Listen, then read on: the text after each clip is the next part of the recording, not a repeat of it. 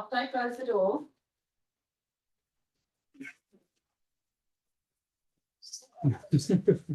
Oh, yes. Wonder Duck is still not anymore. I have to find another way. Paul to present his presentation. Now, Paul, we have Nino here. He's going to be your guide for time. That's good. You probably have to do like this because I have a pen note to notice. Do I make me shout from the top? I can shout very tall. I'm married too, so I can take me along. That's it. Don't hurt anyone's feelings. But I'm very excited for this talk. It's going to be fantastic. And I hope you guys are having a fun. If you're having fun, can I have a woot so we can get some vibe in this room? Yay! That was very Yes, soft. very exciting. You know, I was going to give out special cards, but we'll have to try better next time. Okay, so how to train your blue team, right? Game over, man. First, I want to introduce you to a character from the, I guess it's early 90s. It's Glod the Cheesemaker, my role-playing chaotic neutral dwarf, my companion in crime from back in the days when I used to do role-playing the old-fashioned way with paper and dice. Anyone here doing role-playing games the old-fashioned way or digital? Old-fashioned. Ah, good. So I have some partners in crime. So basically, I'm just introducing this character in the beginning because I have learned that when you do storytelling, you shouldn't have any characters popping up in the end out of nowhere. So this is just, it exists. He'll return to this story. So, incidents, right? You'll love it. Especially when it happens to someone else. Like the CrowdStrike one last year. That was kind of, yeah, okay, this is good. This is fun. Millions of people stranded on airports, wreaking havoc all over the world. Me sitting at home with a glass of wine, just enjoying the chaos. I guess anybody else enjoying security incidents, at least when it happened to them, right? Yeah. Because when it happens to yourself, it's more like this, right? There's crying, there's wailing, there's people running around, waving their arms.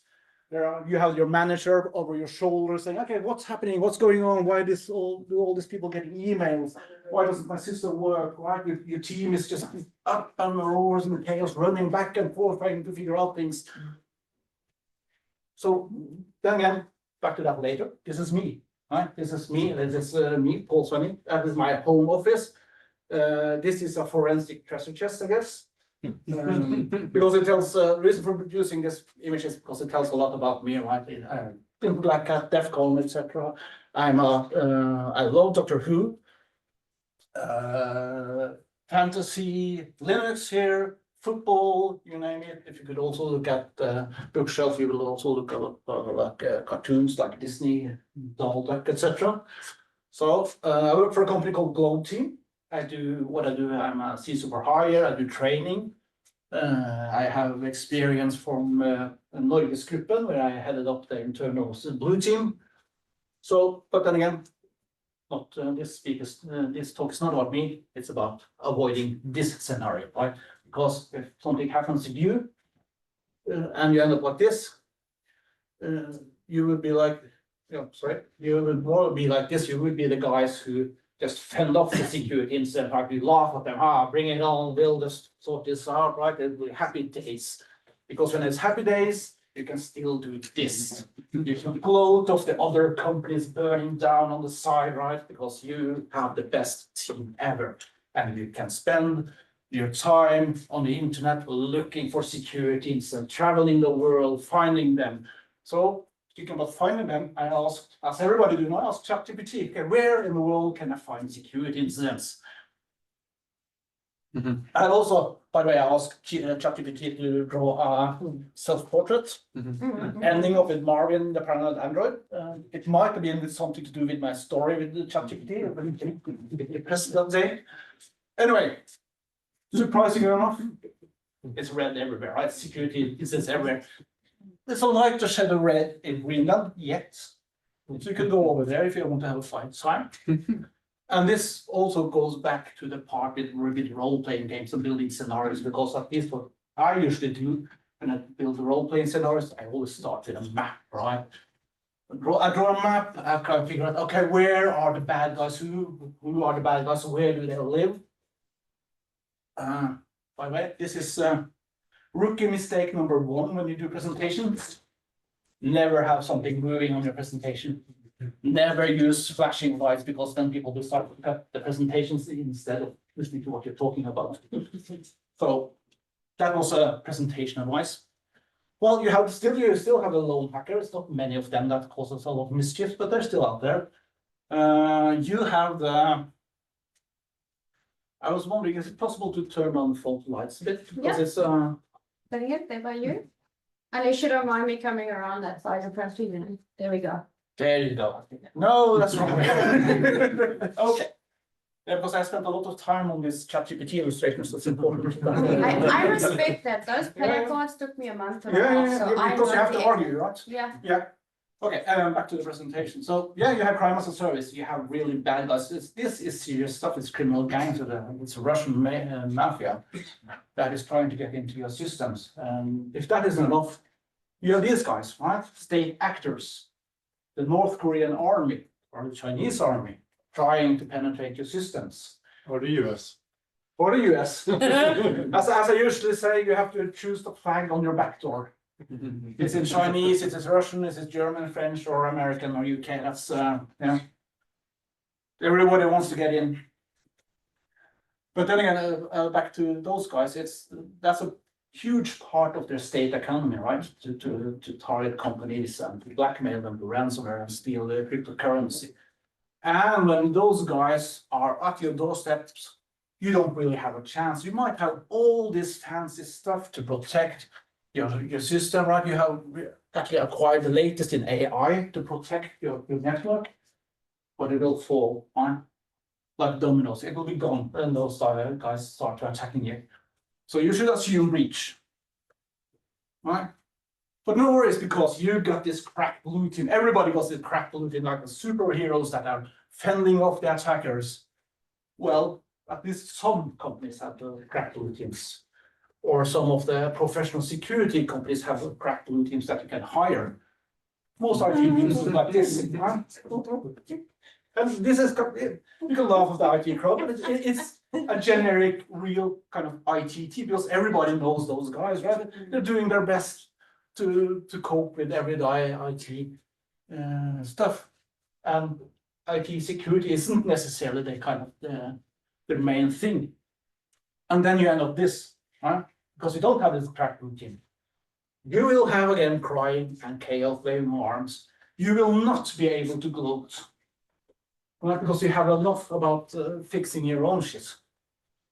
So then you have to build a blue team. And how do you do that when you don't have a set of security professionals that are already expert in fighting off cyber criminals? While we're speaking about blue team, has anyone of you been to DEF CON? Yeah, of course. Have you seen the line outside the red team village? Right? It's insane because everybody loves red team because that's a sexy part, right? Have you seen the line outside of the blue team village? No, we haven't, because there isn't any line. But that is actually where the exciting talks are, because that is where you talk about defending your shit, right? And it's, so if you ever go to DEF CON, you should. It's highly recommended to spend some time in the blue team village. So yeah, you don't simply build a blue team, because it's not like you can walk around in the forest and then you suddenly come by this band of wannabe heroes that you just could kind of shape into your mold, and they instantly will be able to defend, right, and step up to it, because yeah, you're still back to this. I know I have a timekeeper, but I still need to. Yeah, you still have this team. So, but you could actually train them, right? There is a medicine. There is a super elixir, right? Superpowers. You give this to your team, and you just add some training. You will have the most awesome blue team ever. You will have a coherent team that knows how to work together, who can predict each other. Right? So just get this elixir and add some training. So how do you then add this training? Well, now it's come to kind of channeling your inner game master or dungeon master, right? You go into a meeting room, you'll find your whiteboard, you have this idea up in your head, maybe it's been a previous incident or something that happens to the company next door. You start mapping it out on the whiteboard, right? You kind of try to fit it into how an incident actually works. Maybe it starts with a phishing email. Okay, how does that lead to intrusion and lateral movement in your system? You start to kind of shape this scenario. No, it's always important that you don't write the whole script, right? You just kind of envision, okay, this is where I want to go. This is my start. Because this is when the role-playing game part starts coming in. This is when you introduce playing cards and dice, right? And then it, at least for me, then it takes me back to the early 1990s, sitting in the basement playing role-playing games with my friends. This is actually me. It's not a ChatGPT image. It's been a bit enhanced because it was taken from an album, but it's me with my trusted Sharp M720 computer, my first computer, got for Christmas in 1996. So yeah, back to the role-playing part. So what you need for this, and this is also the wonderful thing about this whole concept. It's cheap. You don't have to hire some expensive consultants from Sopra Steria or Accenture or EY to kind of help you with this. You could go to the closest or to the shop, buy some dices, or you can get them online, right? And dices is important because they will fork the story. I love personally, I love this one, right? And you will have multiple forks. But yeah, it's essential, right? Because usually when you do or often when you do tabletop exercises, you have this set of you have this script that is linear. You're moving from A to B to C, etc. This will introduce some randomness into your game. And then you go back to, then you have this card deck. I want to show you afterwards where you can actually get one of those card decks. But you have a card deck that you start off with the initial attack. And you also have a set of something really, really sexy called procedures. Yeah, everybody loves procedures, right? But the procedures in this game, that's everything. That's kind of that's your XDR, endpoint protection, your CDM, your SOC, your firewall, etc. So that is what you use to defend. That is what the defending team holds in their hand. That's the blue team cards, right? So you as the game master, you start with the initial attack. Maybe you decide, okay, my scenario, that is phishing, quite a common attack, right? So what is happening though when we do this is that, okay, you as the game master says, there comes a call from service desk, right? They tell you that they have multiple phishing emails coming in. They want to know what to do. What is going on now? What are we going to advise our users? So then we hand off that to your security team who sits in the room with you in this game. Maybe you have told Kari today you are the incident manager, so you have to lead up. You have to sort this out, right? What do? You get a phishing email warning from service desk. Then she has to figure out what are procedures do I have to follow here? What can I select from? It might be endpoint protection to figure out what is actually happening here on the endpoints. It might be CM to see what kind of triggers it has or what kind of event it has triggered. It might be getting reports from the SOC. So basically, then the team has to discuss between themselves, okay, what are we going to do? What are we going to do in this situation? Do we have to have a procedure for this already? Can we follow it? And then they'll land with, okay, let's see.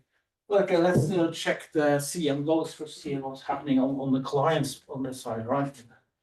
And then to introduce the randomness, and then you ask them, okay, you can do that, but you have to throw a dice first. And you can give them a 50-50 chance of success or not. Because as we know from handling security, it says never go,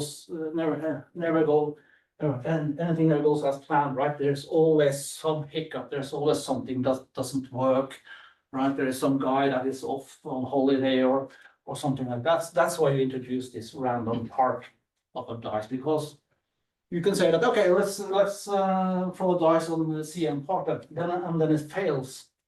Right? Then this team has to discuss, okay, why would that fail in our organization? What kind of procedures are we missing? what kind of persons are we dependent on, right? You get that discussion. And also you want to trigger that discussion, even though if it was a successful throw, because you want to learn the team about your organization, right? You want to trigger that discussion between the team members, because that means that also they will learn of each other, they will learn how the other people, other members of the team think. And you want to keep that discussion as informal and as low key as possible. Because one important part here that I didn't mention is also that it is allowed to fail, right? This is low key, it's meant to be fun and entertaining. So yeah, and then you move on to the persistence phase, right? Next card, same thing. Well, you could then introduce is that, okay, for persistence, the phishing email, and you click on it, it sets some malicious email rules, right? It starts to fiddle with the rule sets in Outlook, and maybe it forwards all emails, etc. Same things goes here. The team has to figure out, okay, what kind of procedures do we have? You sort of die to figure out if it's successful or not. And then this next phase to kind of get the drift, right? And maybe then you kind of things are going to get, you turn up the heat, right? It's not only emails getting forwarded or deleted. Actually, when you click on this, it will download and install some malware. And let's say that you are the team that is responsible for a couple of thousand users, then it's going to be really, really, really painful. But then it's back to this guy, right? The chaotic neutral role-playing, my chaotic neutral role-playing friend from the 90s. At least when I do this, he kind of comes back and taps me on the shoulder. Okay, let's introduce some chaos. Let's have some fun with your team, right? Let's do injections. All right. This is the fun part when you are the game master for this, because this is when you can really, really mess up, right? Your team might have plans. They feel that, okay, we have malware, but yeah, we have endpoint protection, so we have successfully rolled the dice on that, and it works. But then you come in and you play the injection card saying that, no, endpoint protection doesn't work, because maybe it's down for maintenance or something like that, or there's something with the authentication to the console, so you're not able to log in. Or you can say that, oh yeah, but the team responsible for endpoint protection, they are actually at the conference. That's fine, but they're not able to help us right now. We are trying to call them, but they are out drinking beers in Vegas or something like that. Or you could have maybe the management has said that, by the way, that critical security patch that you wanted to deploy before the summer, we have accepted the risk of delaying that after summer vacation, because we don't want the risk of systems going down now just before the summer. Meaning that your system is wide open to some attack, right? Or you could also have a card saying that, okay, Kari, you're the incident manager, but you have to go out of the room now and brief the management. So then the team have to do without you for some while. So you can throw in kind of all kind of weird stuff into that part, and just see how they react, and see what happens when their best laid plans and just vanishes into thin air. And that is also because of that you could introduce a separate track, right? You have the first track, so that they thought was the main event, but maybe then you could introduce, as a part of the injection, you introduce a separate track just to rock things up a bit. And then you could do kind of, maybe it was a supply chain attack. Maybe the reason for the endpoint protection not being available was that the provider of that service had been hacked.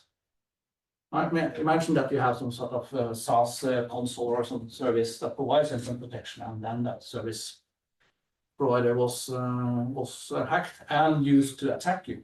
That could be a scenario on that part, right? And that is not that far-fetched. That happens from time to time. Or maybe they did the kind of the CrowdStrike thing, and the endpoint client that they deployed was really messed up and fucked up the whole system. So you could, if you see your team is coping very good with the first incident, you can throw that in, right, to get another one, because then they have to think a bit and reorganize and discuss, okay, how we are going to cope with this? Is this related to the other attack? Is it two different things? Do we have to split it into two war rooms? And then you start to get into the end part. The C2 and exfiltration part, right? And still it's all about the procedures, and they have to discuss and select what are they going to do and how are they going to procedure. So that is the whole important part, right? To mention procedures and discuss what do we actually have as a company, and if they were successful, if they weren't successful, why would that be? Why is it that we can't set the firewall rules? Maybe it's because in our company it's only one guy who is able to do that. And what happens if he was sick and we have a major instance, right? And it's important that we then take notes of that during the game. So yeah, and then there's again options for what kind of exploitation we're talking about. I am particularly fond of those who goes unnoticed, right? When things are sent out as through Gmail or Discord or anything else that most users actually use, because then there's a lot of noise on your system, and it's hard to notice. So when you start introducing all this, it will be chaos. Mentioned, right? There's enemy at the gates, there is a breach, there is enemy on the inside. You have your managers poking you on your shoulder, asking, okay, what is going on here? Why are all these orcs in our castle? Right? And then it's game over time. Your company is burned down to the ground. Your team hasn't been able to handle this, and kind of my love the cheesemaker character smiles. Come on. You're not disturbing us, okay? Yeah. So yeah, he starts to smile inside, because I know by myself that they were never meant to succeed. Right? The plan was never for me to have that team to go victorious out of this. Maybe it's the evil part of me who goes, yes, okay. The part that loves to see other people struggle with security incidents. But I think it's also important to learn when you fail, right? Of course, you should give them some victories during it, but I noticed that when they fail, they have a lot of discussion afterwards, right? They talk, what did we fail here? Why did we burn the company down to the ground? What kind of procedures are we missing? Why is only that guy able to fix the firewall? We should have more people to do it, right? And you will probably have a long list. And of course, as any security incident, it's important to have this after action reports. But the main thing here, to keep things fun and not end up as a drag, because as I said, we will probably have a long list of things that didn't work. Sit down with your team, find 2 things that you should prioritize, right? Only 2, not 3, not 5, only those 2 things, and you create a Jira ticket or something, and you ask your team to investigate how do we fix this, right? Is this actually trigger a major project, or is this just small things you can fix? And again, important, you just killed your team, right? They're all that it's game over. You have to revive them. I know that I said it's the evil part of me likes to see them lose, but also I like to feel a bit good for them. So you have to revive them. You have to actually, what I learned, you have to actually do a kind of a debrief, because I noticed after doing this several times, they get a coherent team, right? They're proud of their work, they get frustrated, and they kind of feel inside that this is actually something that can happen to my company, right? They get this knot in their tummy, because they think that, okay, this is not that far-fetched, this could actually happen. So it's important to make them feel good again afterwards, do that debrief, because you're going to kill them again. Every month you're going to do this. Because the beauty of this is that it doesn't take a lot of time and resources. When you get good at doing this, you'll probably set up a scenario and do the exercise in a couple of hours. As I said in the beginning, this is not expensive. You need the dice, you need some playing cards. You need someone, of course, in the team, or yourself need to be kind of, as I said, channel your inner game master, because you need to drive the story. You need to have a story behind this. You also, as a game master, needs to have a plan B, because trust you, your team will go rogue, right? When they discover that, okay, this is actually a fun game, let's challenge the game master. They will try to invent things on their own. So that means that you, as a game master, also has to be able to think on your own 2 feet and come up on extra stories during. At least when you come to the point as I do, all this sort of thing is based on a game called Backdoors and Breaches, that has their own rule set and explanation on how to do things. I quickly invented my own house rules that fitted my company. So that meaning that I kind of opened Pandora's box also for a team, for them to kind of challenge me. And that was also a good thing for me as a team leader and an incident manager, right? Because and then I also learn of the chaos that is to manage this kind of incidents. But when you do this multiple times, as I said, you should do this at least once a month. You will actually discover that you have this crack blue team. All right. The IT crowd that you saw earlier have actually turned into this, because it will mean that your team starts to learn from each other. They will know their colleagues' strengths and weaknesses and how they react in stressed but controlled situations. So even though your IT department is not that team that, or is not a professional security vendor, you will be a lot better at, when it comes to handling both small and large security incidents. So yeah, Backdoors and Breaches, it's freely available. It's a digital version. It's also a card game. So I will recommend having a look at it. I don't know, you should use it if you don't use it already. You should use it in your training. I have every pattern in incident response fundamentals our students play, but I'm evil. Like we have inject like on the roll and double. Oh yeah, yes. Yeah, you could, as I said, when I presented, I did the injects in the middle, but you could use it anytime during the game, right? And you just play out of them. And I also discovered when preparing the presentation, there is also a board game called Under Attack. Ooh. Haven't tried it, I don't know. I think it's a Danish game actually. So I will have a look at that also to see how that works. So yeah, that's me. If you feel adventurous, feel free to take pictures of the QR codes and see what happens. So this is a link to the Backdoors and Breaches site that I showed you. This is as innocent as my LinkedIn profile. So that was me. Thank you.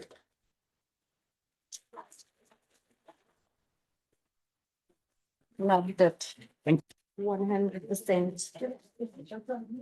The Backdoors and Breaches book is a great game. It is. But I quickly went and created my own house rules because I found it a bit too